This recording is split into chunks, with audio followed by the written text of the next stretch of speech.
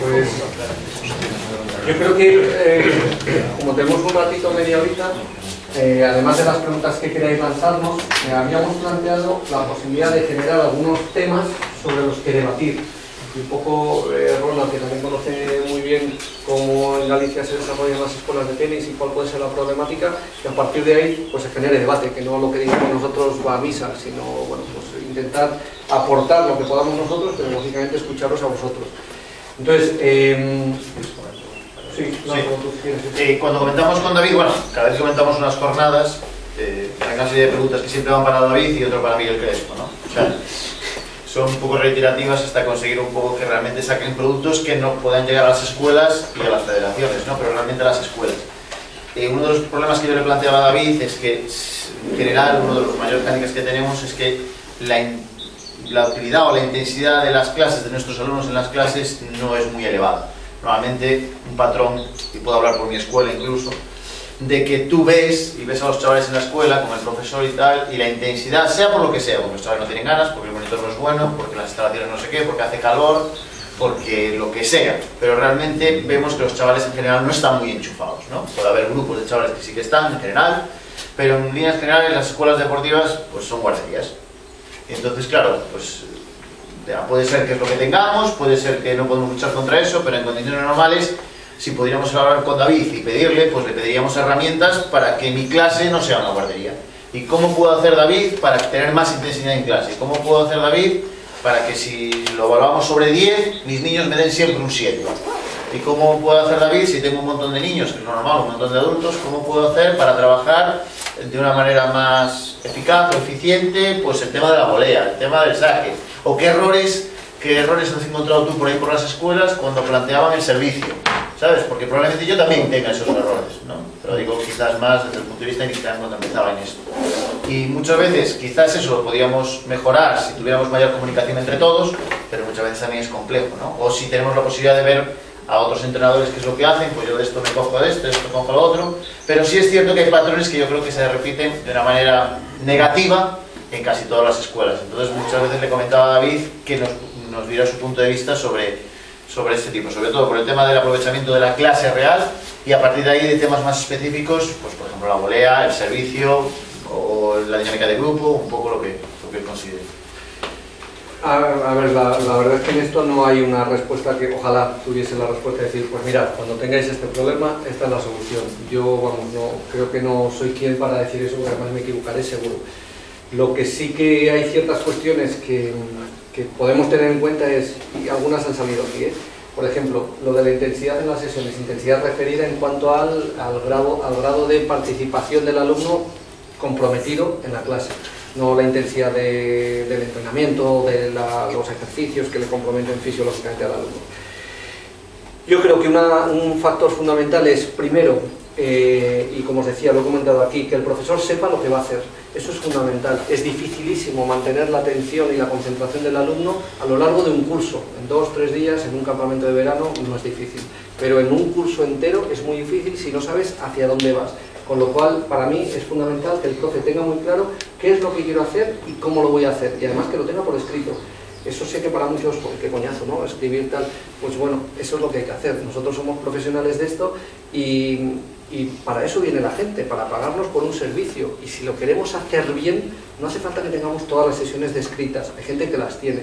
Yo creo que eso no es importante, tener todas las sesiones descritas. Pero sí, objetivos, contenidos, seguro. Eso es seguro. Y además una temporalización que va a ir cambiando. Luego en entrenamiento le llamaremos planificación, y eso, el que planifica sabe la cantidad de veces que tiene que cambiar lo que ha hecho, y ahí sí que hay un montón de variables que manejar, y es muy costoso cada vez que trabajas con alguien estar cambiando constantemente. Pero lo mismo que pasa con una lesión en ellos, pasa con un chaval que tiene exámenes y no te viene 2 días, con lo cual ya, en fin, planificar, en este caso programar. La segunda, como concepto básico, y con chavales estamos hablando de iniciación, el tiempo de compromiso, decíamos antes, que tiene que ser elevado. Por lo tanto, el tiempo de no actividad debe ser nulo o prácticamente inexistente, salvo que el tiempo de no actividad sea transmisión de información, o sea que tú le estés diciendo al chaval pues alguna cuestión o simplemente hablando con él, no es que le tengas que estar taladrando todo el rato sobre contenidos, a veces le puedes decir qué es lo que está pasando, por qué crees, aquello que decíamos de lo del feedback interrogativo. Y eso nosotros lo que proponemos y en las escuelas donde hemos participado, y es un poco el modelo que queremos, y finalmente al final conseguimos la escuela de tenis, el modelo que queremos proponer. El tema de las habilidades coordinativas, que todo el mundo decimos que es esencial y que además sabemos que es esencial, de los 3-5 años hasta los 6-7 es el periodo sensible que no podemos dejar pasar. Muchas veces lo hacemos en el calentamiento. Desde mi punto de vista no es que sea un error, pero ¿por qué en el calentamiento? Podemos aprovechar los tiempos de la sesión para hacer actividades durante la sesión y que de esa manera, porque lo que está muy claro es que la atención de un chaval de 5 a 7, 8 años es muy volátil y por lo tanto el cambio de actividad es lo que le genera prestar atención. No pueden prestar mucha atención durante mucho tiempo a una actividad concreta. Si les veis jugar, cuando juegan no están jugando todo el rato lo mismo, enseguida cambian de actividad. Pues aprovechemos eso, si eso es una realidad, aprovechémoslo en la clase, pero que sea dirigida. Lo que no puede convertirse en la clase es, bueno, le monto juegos y tal, que se lo pase muy bien. Eso me parece que lo dije, pero si no lo digo, lo repito. Nuestras clases no deben ser un chiquipar. Un chiquipar, la gente se lo pasa muy bien, se divierte mucho, pero no aprende nada. Al cabo de un tiempo ese chaval se va a ir porque no tiene ningún reto en el aprendizaje. Cuando no hay reto, el nivel de motivación por el aprender baja y al final abandonan. Eso sin competición ni nada, porque eso sería quizás otro tema que luego podemos tocar. Y esas para mí son las tres cuestiones básicas, pero lo de la programación, insisto muchísimo, sea el nivel que sea, por muy pequeños que sean, tenemos que saber lo que vamos a hacer, el compromiso del chaval y por supuesto por último el compromiso del profe. Está claro que, y eso es un error que sistemáticamente hacemos, normalmente con los chavales más pequeños ponemos al entrenador menos experimentado y al entrenador con la responsabilidad, no para que asista al monitor, no, con la responsabilidad. Ese monitor menos preparado, en principio, ¿por qué? Porque tiene poca experiencia, se supone que va a tener bastantes más problemas que con jugadores de un cierto nivel. Por lo tanto, creo que eso es un error sistemático que tenemos todos. O sea, el tema de, mira, tú que has dejado de jugar, ponte con los chiquillos, da igual que tenga título que no. Ahora no voy a hablar como director de docencia, sabéis que defiendo el tema de la formación, pero viene un chaval que acaba de jugar y juega muy bien y lo primero que hace cuando interviene es con niños. No. Que intervengan con los tíos que juegan, que lo hacen muy bien, como sparring, como incluso dándoles algunos consejos, pues yo en la competición no sé qué. Bueno, pues esa experiencia es muy válida para eso, pero no para otro. Porque el otro es otro mundo distinto que él posiblemente no solo no conozca, sino que no tiene herramientas para intervenir. Por lo tanto, ahí yo sí que sería muy crítico cuando metemos a gente a trabajar con niños que no tienen ninguna formación en eso. Y esos serían los tres componentes a los que yo me podría referir. Es compromiso del profe con la formación que corresponde, por lo menos con la mínima que corresponde, y luego las otras cosas. El compromiso del alumno que no decaiga para esa intensidad que nunca tiene que estar a 10, 10, 9, 10, 10, porque eso es imposible. Está claro que una de las maneras que tenemos es cambios de actividad constante. Y por último, lo que decía al principio, os he dicho las tres. La primera de ellas ha sido así, la participación en cuanto al profesor de la programación, que cuando vayamos a clase debemos saber qué es lo que queremos hacer con ellos. Y con respecto a, por ejemplo, en el servicio, ¿qué errores consideras a las habituales en las escuelas? Lo que yo veo, y eso sí que tenemos la suerte, como os digo, tenemos la mala suerte de no trabajar en una escuela donde vemos la evolución. Antes sí, porque antes estábamos en la escuela de tenis de Madrid, que tenía todos los niveles, esos 1500 alumnos nos daban margen para ver. Y además la teníamos en el sitio donde estábamos, con lo cual participábamos mucho con ellos. Incluso desarrollamos como un programa de coordinación de entrenadores que vinieron, prácticamente eran aproximadamente unos 60 entrenadores a realizar un programa de coordinación de módulos y tal. Total, que yo lo que detecto fundamentalmente, por ejemplo en el servicio, es que se mantiene, se perpetúa el modelo del servicio, es un golpe que se trabaja de forma aislada. ¿De forma aislada qué significa? Servicio, entonces se trabaja el servicio. Y sobre todo trabajo técnico, exclusivamente técnico, cuando el servicio sabemos que tiene unas implicaciones tácticas fundamentales. Muy pocas veces se trabaja con oposición, salvo que sea el juego ya de puntos, y cambia radicalmente cuando le pones un chaval enfrente a uno que no tenga que restar, porque muchas veces dicen, joder, es que si te pones a restar, no, como reste la pelota le da, no, que no tenga que restar, que tenga solamente que tocarla, pero si la toca le quita un punto al otro. O sea que tu obligación de meter la pelota no es solo meterla, sino es meterla y no darle a un cono. Por ejemplo, no pasa nada, el que está enfrente que tenga que dar un paso, que no reste. Bueno, cualquier tarea, que seguro que se os ocurre en mí, pero para mí uno de los problemas es eso, el descontextualizar el servicio, y segundo, el número de repeticiones que se hacen del servicio, que se hace de forma sistemática a un cesto, un carro de bolas. ¿Cuántas? Pues las que tenga el carro, sin ningún tipo de pauta. Y eso es entrenar algo como jamás lo vas a hacer tú en una situación real. Entonces, yo no digo que saques 2 bolas y si metes la primera ya no saques más porque tal, no, pero pon una serie, pon 10 bolas. ¿Por qué 10 y no 25? Pues no lo sé, no te puedo decir que 10 es mucho mejor, no, pero desde luego para, no sigas haciendo servicios, o por lo menos cambia la orientación del servicio cada vez, y al cabo de unos saques, para que vea el otro lo que pasa, que no saque y vaya por otra bola, no, que vea dónde va, y que una vez que ha acabado esa acción, que vaya a coger otra bola, porque muchas veces lo que pasa es que se convierte en la cadena de, bueno, pues cuantas más bolas saque mejor, y no es eso. Ponle un reto al chaval en el servicio, que no sea solo el cono, que sea, por ejemplo, el tirar al sitio contrario donde ha tirado tu compañero. ¿Para qué? Para que esté pendiente de dónde tira su compañero. No sé, hay 1000 recursos que, insisto, que vosotros tendréis 1.000.000, pero que a veces por lo que sea se nos pasa y dejamos en saque uno al final de la sesión, con lo cual se convierte en el contenido coñazo antes del juego. Para el niño, no para el entrenador, para el niño, joder, ahora hay que sacar. Con lo cual le cargamos encima algo que en principio pues puede ser un poquillo más difícil que otros golpes, lo ponemos en un momento de la clase donde la atención puede ser menor, y encima antes del juego, con lo cual dices, pues a ver cuándo pasa esto rápido para poder jugar. Fundamentalmente esas son las cuestiones. No sé, decidme vosotros la experiencia vuestra, porque hay gente que seguro que no lo hace así, pero yo un poco lo que he visto, y insisto, no en Madrid, porque cuando vamos por ahí pues aprovecho siempre que puedo para ver cómo trabajan los técnicos, y obviamente nunca valoramos a un tío por verle en un sitio un día, porque ese día igual está haciendo 100 saques porque están haciendo los chavales no sé qué, o sea que igual es lo mejor que puede hacer.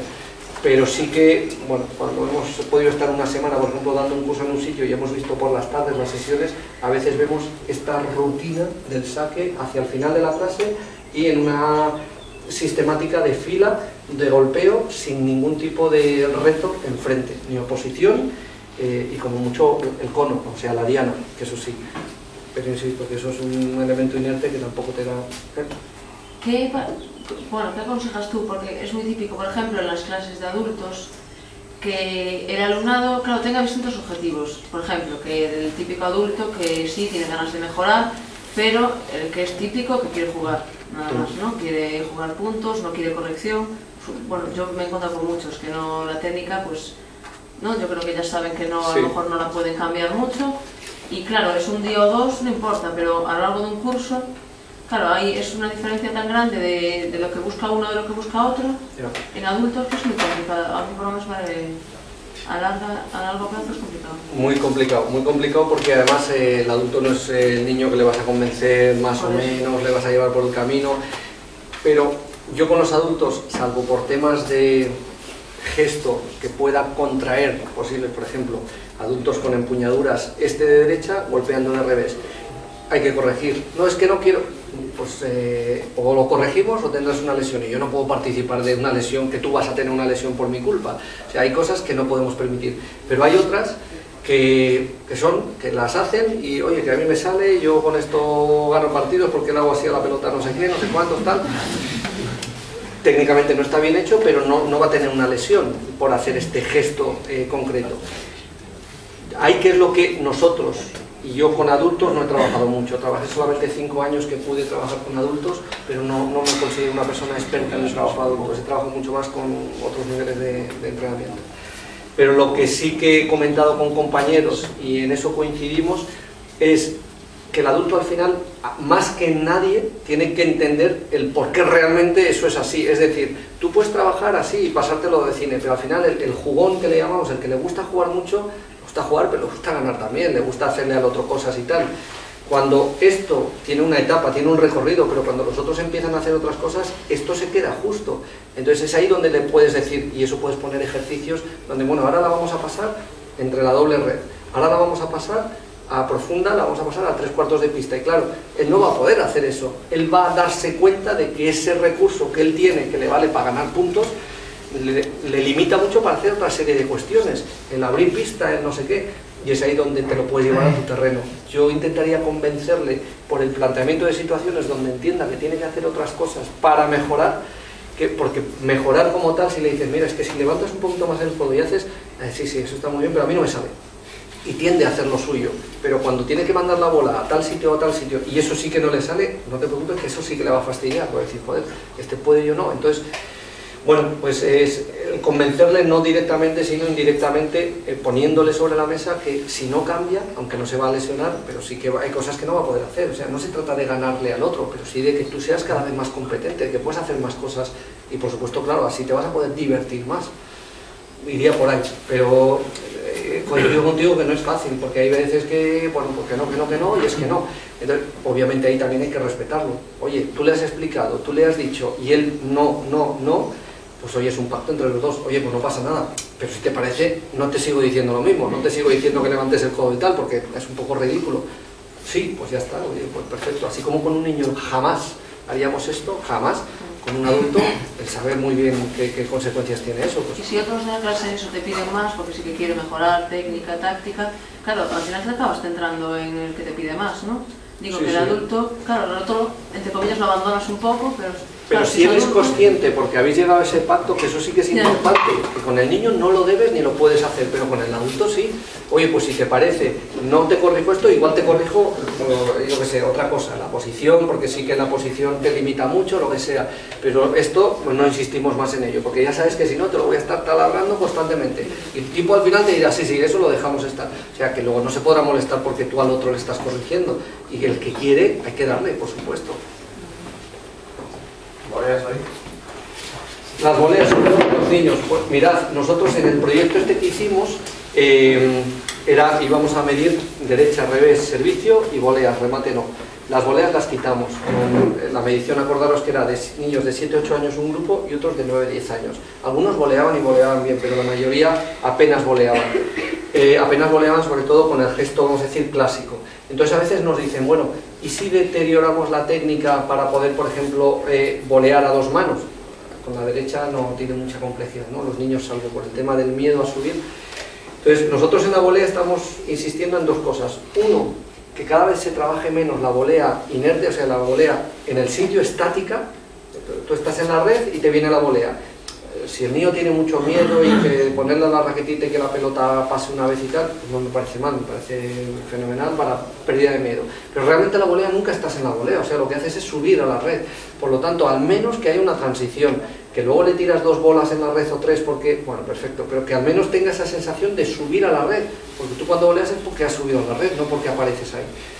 Entonces, esa es una de las que con la bola lenta nos hemos dado cuenta que sale, con la bola naranja, nos hemos dado cuenta de que sale por dos razones. Una, porque a veces la bola al botar menos se queda y entonces el chaval ya se precipita hacia la red, y otra porque el chaval domina de vez en cuando la pelota, cosa que con la amarilla la pelota le dominaba.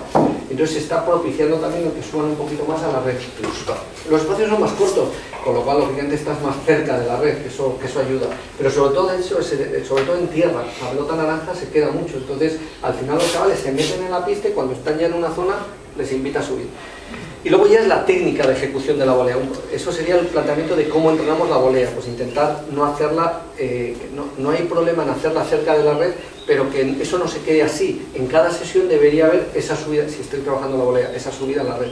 Y la otra era técnicamente la derecha no hay mayor problema. Lo único que hay gente que me pregunta lo de la cadera. Nosotros, igual que armamos la derecha, armamos la volea, porque hay gente que dice, no, es que al chaval si le dices de armar es un follón y tal, ya claro, no se lo digas, pero lo va a hacer mal, porque si no, cuando no armas la cadera, tiras de brazo y el niño no tiene fuerza en el brazo, solo en el brazo, que tú sí que la puedes tener y puedes bloquear muy bien. Entonces, si arma de cadera, está claro que luego puede con esta, incluso adelantando la otra que está mal, pero esto le va a dar fuerza, ¿vale? O sea, yo prefiero que adelante la pierna que está mal, porque al final la orientación va a ser siempre la misma, luego ya pasar a esta, pero que abra la cadera, por un lado o por otro, que se acostumbre a abrir un poquito la cadera, para que salga la fuerza de todo el cuerpo. Esa es la primera, la de abrir, que esa sí que la mantenemos. Y la segunda es respetar, por ejemplo, la volea a doble mano. Y hay gente que dice, no, es que la volea es incorrecta. Vale, no es correcta. Y hay que pasar de esa volea a otra. Pero muchas veces el recurso que utilizamos en la volea, sobre todo en la volea de revés, es la mano no dominante, la izquierda en mi caso, detrás de las cuerdas, que acompañe para que tenga la orientación de las cuerdas un poquito abiertas, que no esté recta y haga la bajada, ¿verdad? Para que esté aquí. Entonces, con las cuerdas mirando un poquito al cielo, con la mano no sé qué, y apoyas. Eso al final es un revés a dos manos, con una mano distinta, ¿vale? Pero es un acompañamiento de los dos. Que luego la coja por el corazón o lo coja un poquito más abajo y volea aquí, no tiene ningún problema. Luego va a poder evolucionar. Está claro que no te puedes quedar ahí, pero luego lo que no permitiríamos era esto. ¿Vale? ¿Qué hacen? De arriba abajo, no, tiene que ser hacia adelante, por eso le dejo hacerlo con las dos manos.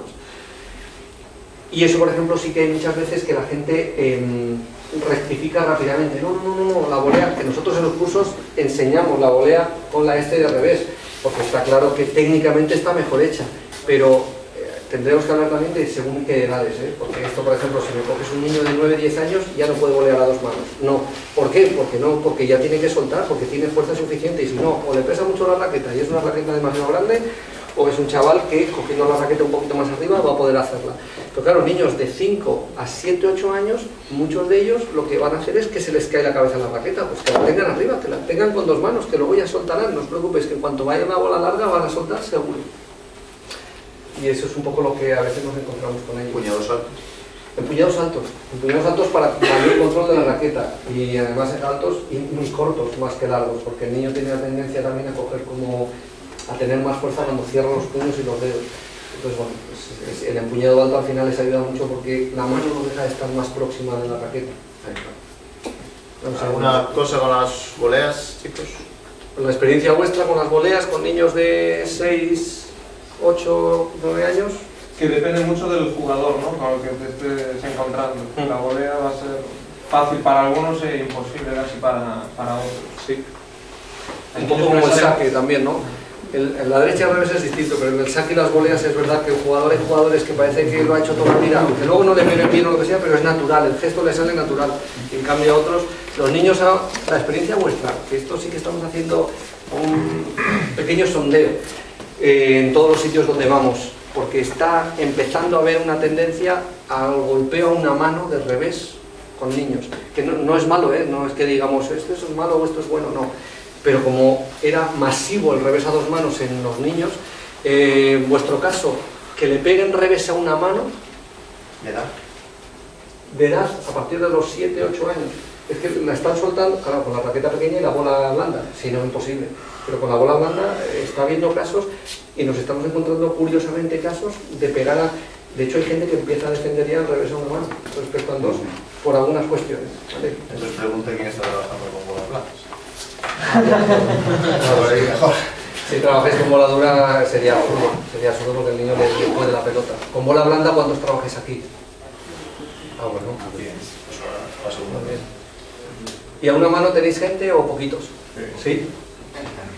Incluso de menos edad de 7 años. Menos de 7 años, ¿eh? Sí. Que la sueltan ellos de forma natural. Sí. ¿Y empuñadura? Este continental y este de derecha. Ya de una voy a seguir. Con este derecho estamos jodidos igual. Este de revés, perdón. Vale. Este de revés, perdona. Este de revés. Toma nota, Román. Sí. No, Es que pero puede ser que te golpeen con la mano, pero te golpeen con este derecho y estás... No, este de derecha no, pero este de revés perfecto. Y continental es difícil, ¿eh? Con una mano continental, niños de 6 años. Sí. Y de fuerza... Pero bueno, que es una cosa que nos estamos encontrando, no sé muy bien por qué, pero bueno, pues está volviendo y vamos, hay gente que defiende mucho el revés a dos manos, bueno, incluso por poneros un caso, el otro día por ejemplo hablando con Xavi Budó, el entrenador de Carla Suárez, que sabéis que es una jugadora muy buena, que bueno, en tierra es distinto, ¿no? Pero cuando juega en rápida, pues una de las cosas que nos decía Xavi es lo que hubiese dado yo porque Carla tuviese el revés a dos manos, porque la gente le dice, joder, qué revés tiene Carla y tal. El otro día tuve la suerte de verla y de verdad que es espectacular, jugó con la Sara Errani y la verdad que fue una pena porque el partido desde mi punto de vista no fue bueno, se jugaba más al fallo que otra cosa, estaban muy tocadas yo creo que las dos físicamente pero como suelta al revés es espectacular, y los ángulos que abre con un revés a una mano es espectacular. Pero claro, nos decía Xavi, si el problema es la estatura que tiene ella, que mucha gente le juega por encima de la cabeza al revés. Y claro, aquí no es lo mismo que aquí. Defender es complicadísimo. Dime. Defender es muy complicado, sí, sí.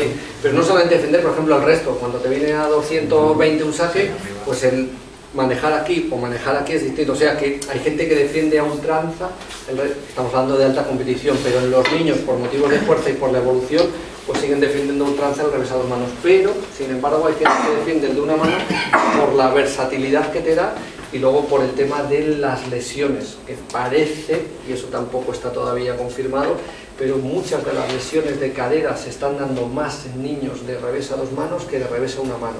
Claro, el porcentaje es mayor y por lo tanto no podemos asentar. Es seguro que porque estás estudiando algunas poblaciones donde la mayor parte juega a 2 manos. Pero bueno, es algo a tener en cuenta por las posiciones que se adoptan a 2 manos, que te permiten jugar casi en cualquier posición, cosa que a 1 mano es más difícil jugar en cualquier posición o en posiciones abiertas. Pues vamos con el revés, aprovechando. Sí. Del revés, nosotros las orientaciones es 2 manos en iniciación, 2 manos. Las 2 manos con doble este, o sea, la facilita, y pasar lo antes posible a la continental, a la recomendada. ¿Por qué? Porque te da muchísimo más manejo de la cabeza a la raqueta y además te da la posibilidad de empezar a soltar para las transiciones a red o de cortado. O sea que desde el principio, revés 2 manos, para que nos dicen, si vemos a una mano entonces le corregimos, esto que decía el compañero. No, si el dibujo lo hace bien, la cabeza a la raqueta la mantiene donde tiene. Esto, por ejemplo, en el patrón ese que os decía, que se me olvidó, el patrón técnico de derecha y de revés, nosotros insistimos que la posición de fuerza en cualquier edad, la posición de fuerza es cuando la palma de la mano está arriba, para el antebrazo. Entonces, el montar la raqueta, aconsejamos el montar por arriba, no el montar lateral, o por abajo no monta casi nadie, vamos, pero el montar la raqueta por arriba, o sea, que la palma de la mano suba. Y en el revés lo mismo, sea 2 manos o sea 1 mano, que la palma de la mano suba, ¿vale? Como posición de fuerza para luego sacar el golpe. Y bueno, ahí sí que yo creo que todo el mundo, casi todo el mundo está haciendo el revés a 2 manos en iniciación. Lo que pasa es que hay algunos que corrigen. Yo creo que es un error corregir a un niño que lo hace bien, que suelta de forma natural. Si vemos que pega donde tiene que pegar delante, que la posición de la mano y del brazo es correcta, yo ahí no intervendría. ¿Vos de pies en el revés? O de pies en el revés, posiciones desde luego semis, hoy en día semis. Lo que pasa es que el revés, tanto a 2 como a 1, la posición cerrada te favorece porque te da un poquito más de rotación. Entonces se sigue utilizando en el revés 2 manos y 1 mano la posición cerrada, pero básicamente a la hora de enseñar el golpe, que sea una posición semi, es decir, que incluso la pierna de atrás esté ligeramente avanzada respecto a la de delante, avanzada hacia el lateral, para que te permita sacar la cadera, ¿vale? En lugar de estar en una posición cerrada, que antes trabajamos siempre al revés en posiciones cerradas. Y eso es lo que nosotros recomendamos, que el revés en posición cerrada está claro que tienes que saber hacerlo, pero que lo ideal es que pueda pasar la cadera. Y si hablamos del de 2 manos, pues lógicamente exactamente igual, que pueda pasar la cadera. En la derecha igual, la derecha es una posición semi, más hacia abierta que a semi, pero bueno, seguimos insistiendo en la semi, porque las posiciones abiertas, desde nuestro punto de vista, lo que genera es que o tienes mucha fuerza para rotar, o si no, el chaval apenas utiliza la rotación y lo que hace es pegar prácticamente de frente siempre. Eso también viene por las empuñaduras, que si hablamos de empuñaduras, pues lo mismo. ¿Qué recomendamos? Pues empuñaduras de las se pasa enseguida a las semis. Y si un niño empieza con una semi o ¿le dejáis? ¿O le dejamos? Pues yo creo que sí, pero claro, ¿cómo? Cuando el niño es capaz de arriba, en medio y abajo de peinar la pelota, si no, no, porque lo que hace es ver al fulano o al mengano e intenta hacer eso, pero luego no tiene ningún tipo de plasticidad para cambiar la empuñadura, y eso desde mi punto de vista es un error.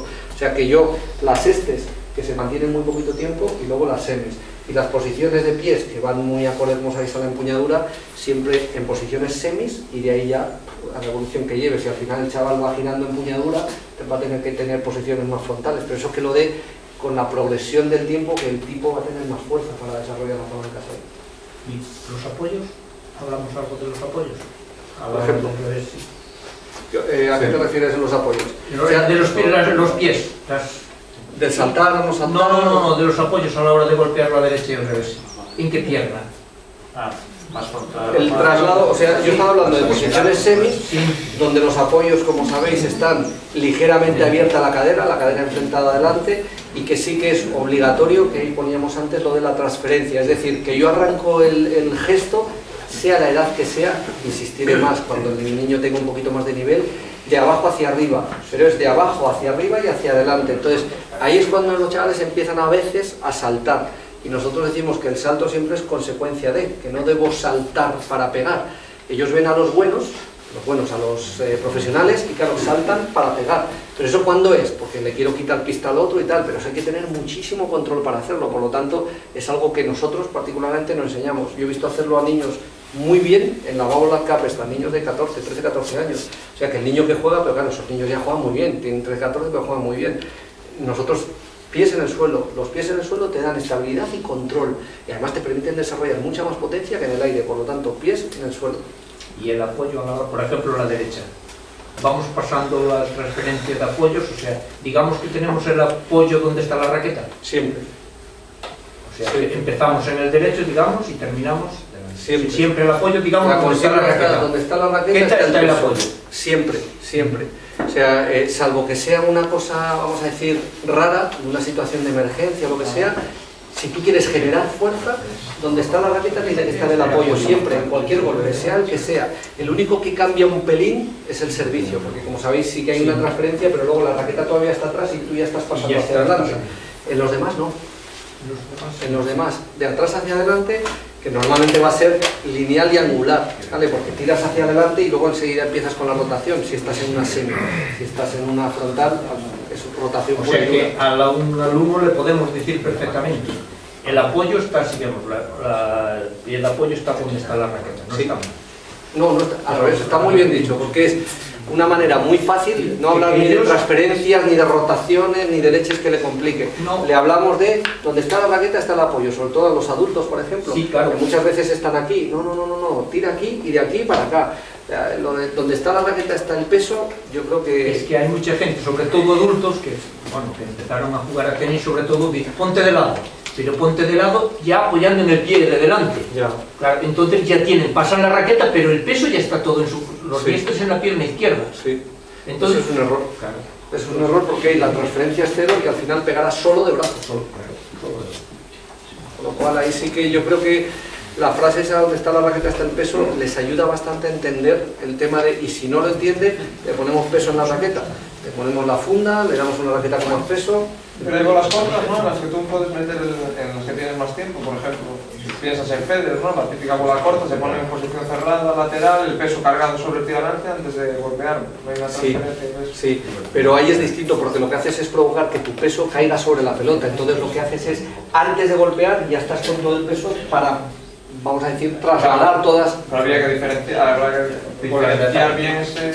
Sí, pero, a ver, estamos hablando de una bola corta, que es una bola de mucho control y de un nivel, desde mi punto de vista, avanzado para hacer eso. El concepto general, el 80% de las pelotas, y no más, van a ser en situaciones donde tú tengas que tener la raqueta donde está el peso. Sí que es cierto, igual que en las voleas muchas veces el traslado del peso lo empiezas a hacer antes y la raqueta, pero claro, con bolas altas, o sea, son situaciones no especiales porque se dan bastantes veces, pero no es la base del juego de iniciación, ¿vale? Que ahí el concepto de dónde está la raqueta, porque claro, si tú tienes lo mismo cuando vas a por una pelota, al final ¿qué es lo que haces? Mantener la posición y todo el peso está ya en la pelota, sobre todo cuando estás defendiendo. Pero eso, yo estoy convencido que esa se va a dar más de forma natural que las otras.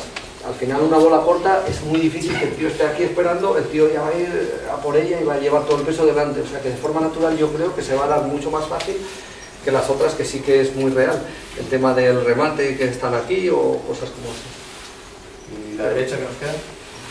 Y la derecha básicamente lo que, aparte de las posiciones semis que decía y empuñaduras semis, que es la tendencia habitual, es lo que decíamos de montar por arriba. El montar por arriba...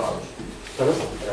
El armado, montar con la palma hacia arriba, no es que tenga que llevar la mano muy arriba, pero sí montar por arriba para que haya una posición de fuerza que luego te permita generar el pero que es más bien la muñeca, ¿no? O sea, es la muñeca, la muñeca. O sea, tú saludas al frente, o sea, montas hacia arriba.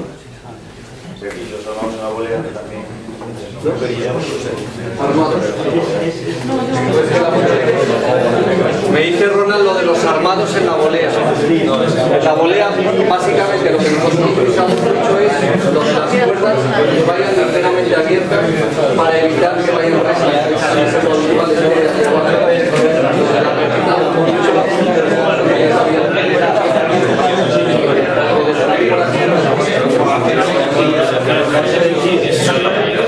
lo que nos estamos encontrando es mucho el cortado de volea.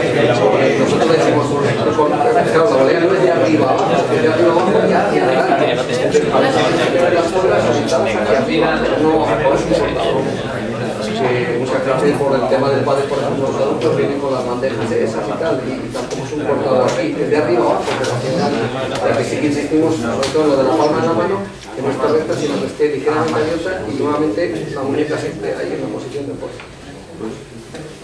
Una pregunta, el armado, solo por opinión. ¿Qué recomiendas? ¿O daría igual? Tanto de los que arman completo este swing que dicen sacar la raqueta por arriba para sacar más velocidad, o decirles raqueta abajo y de abajo hacia arriba, o da exactamente igual. ¿Lo ves exactamente igual para los niños? No, no lo veo igual. Sí que es verdad que yo le tendría que ver el golpe para decir, pues este tío, armando por donde arma, por ejemplo en el saque nos pasa mucho, que hay gente que dice, ¿y qué hago? ¿El recortado? ¿El péndulo recortado? ¿Cuál hago? Porque igual es mejor, porque tenemos casos de todo, ¿no? Pues al final lo más importante es la fase de avance-impacto. Si tú la fase de avance-impacto la haces bien, al final lo otro no tienes que enredar mucho, pero por norma general, ¿vale? Los armados por abajo, normalmente la salida es hacia arriba y tú el golpe no siempre lo vas a hacer hacia arriba. Por lo tanto, a mí particularmente, en cuanto al método que nosotros intentamos un poco trasladar y hablamos de la generalidad, es que los armados por abajo hoy en día no tienen mucho sentido, ¿vale? En todo caso, más lineales, que sí que lo hacen sobre todo las chicas, o más por arriba. Los armados muy amplios, tiene que ser el tío muy rápido luego para llegar a su sitio, por lo tanto tampoco creo que sean los más recomendables, pero si el tío lo hace y lo hace bien, hay gente que lo hace y lo hace muy bien, bueno, pues, pero son desde mi punto de vista los menos, o sea que iríamos a situaciones intermedias. Cuanto más distancia de aceleración tienes, mayor cantidad de fuerza aplicarás sobre la pelota. Eso es un principio de física que lo conocemos, pero claro, que tú tienes que arrancar y tener tiempo para llegar a la pelota. Con lo cual, está claro que tú no vas a lanzar la jabalina, tú al final vas a tener un armado que te proporcione luego pues, la suficiente capacidad de acelerar, que tú seas capaz de llegar al sitio en el momento que corresponde. Por eso, los extremos normalmente nosotros los eludimos, porque va a ser muy raras las ocasiones que tengamos un tío que, joder, qué bien lo hace, aunque lo hace raro, pero qué bien lo hace todo, que entonces no corregiríamos, pero lo normal es que tengas que intervenir.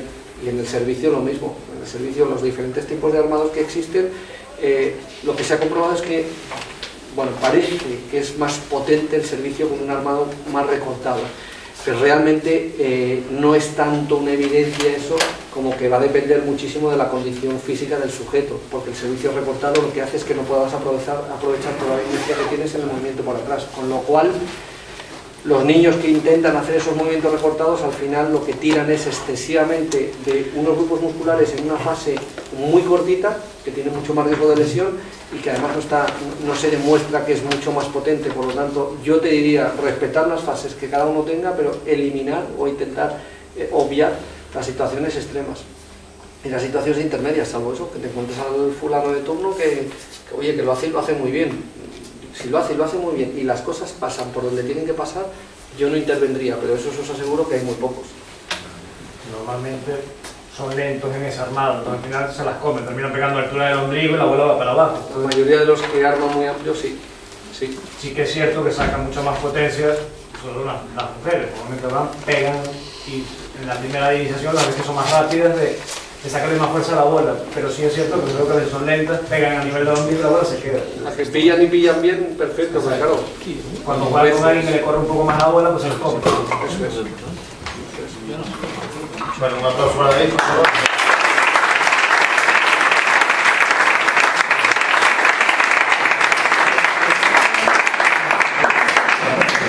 Bueno, muchas gracias a todos por venir. Pues es ya la segunda vez que viene David y la verdad es que David pues convoca a mucha gente. Espero que lo hayáis aprovechado. Agradecer sobre todo a Kim, que desde el primer momento que se enteró que podíamos organizar un evento de este tipo, pues ya puso a disposición el club. Ya veis que es un club precioso, que es un encanto estar aquí. Y bueno, y agradecer también a Ronald, que Ronald siempre está detrás de David para intentar secuestrarlo y que pueda hacer estas jornadas. Y bueno, y desde la federación, pues siempre que podamos, pues seguiremos apostando por este tipo de actividades. Y ahora tenemos aquí unos diplomas para repartiros a todos vosotros, a que paséis por aquí y os los vamos dando. Y nada, y emplazaros para un nuevo evento que organicemos de este tipo. Vale, muchas gracias a todos.